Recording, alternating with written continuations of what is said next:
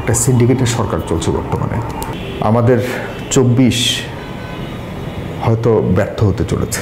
এই সরকার এর যারা রয়েছে বিভিন্ন দায়িত্বে তারা কে কি করছে, তাদের মতলব কি, তাদের গোল কি, তাদের উদ্দেশ্য কি, বর্তমান পরিস্থিতিটা কিরকম মনে হচ্ছে?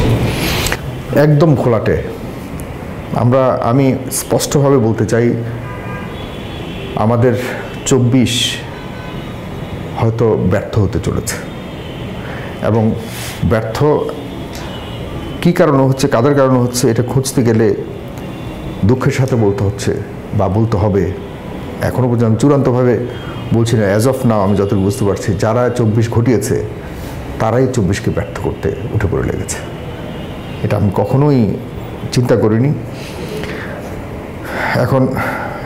এখনও কোনো নাম নিতে চাই না, তবে যতগুলি অংশীদার ২৪কে সফলতা দিয়েছে সবগুলি অংশীদারই ২৪কে ব্যর্থ করবার জন্য উঠে পড়ে লেগেছে।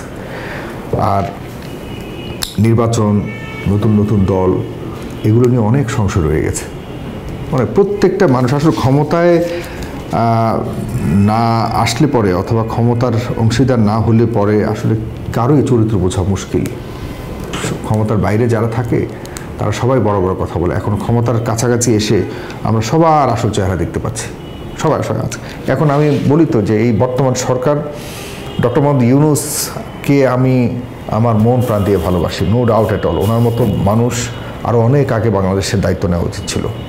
রাজনীতির এবং বিভিন্ন মতাদর্শের ঊর্ধ্বে গিয়ে আমরা ওনাকে খুব গুরুত্বপূর্ণ দায়িত্ব দেওয়া উচিত ছিল বাংলাদেশে, তাহলে আমরা হয়তো আরও অনেক উন্নয়ন দেখতাম। কিন্তু ওনার আশপাশে যারা রয়েছে, উনি যাদেরকে নিয়ে এই সরকার চালাচ্ছে, তারা খুব বেশি যে বাংলাদেশের জন্য ভালো করছে এবং এই ২৪-এর পর যে বাংলাদেশকে আমরা চেয়েছিলাম সেটিকে আনার জন্য, সেটিকে গড়ে তুলবার জন্য তারা খুব ভালো ভূমিকা রাখছে বলার কোনো সুযোগ নেই।